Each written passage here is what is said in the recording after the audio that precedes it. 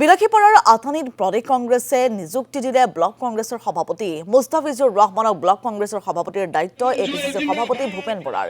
বিলাসীপাৰাৰ বাঙালীপাৰাত নৱনিযুক্ত ব্লক কংগ্ৰেছৰ সভাপতিগৰাকীক কুস্ম আদৰণি দলীয় সতীৰ্থৰ বাইক ৰেলীৰে আদৰি নিয়ে সভাপতিগৰাকীক। দায়িত্ব লৈ আগন্তুক নিৰ্বাচনত কংগ্ৰেছে ভাল ফলাফল দেখুৱাব বুলি মন্তব্য কৰিলে মুস্তাফিজুৰ ৰহমানে। নিশ্চয়কৈ আপোনালোকে জানে গৌৰীপুৰ বিধানসভা সমষ্টিৰ নতুনকৈ গঠিত আঠানী ব্লক কংগ্ৰেছৰ সভাপতি হিচাপে মোক দায়িত্ব অৰ্পণ কৰিছে। তাৰ কাৰণে মই অসম প্ৰদেশ কংগ্ৰেছ কমিটিৰ মাননীয় সভাপতি ভূপেন কুমাৰ বৰা ডাঙৰীয়াক ধন্যবাদ জ্ঞাপন কৰিছোঁ। লগতে আমাৰ ধুবুৰী লোকসভা সমষ্টিৰ সন্মানীয় সাংসদ ৰকিবুল হোসেন ডাঙৰীয়াকো মই ধন্যবাদ জ্ঞাপন কৰিছোঁ।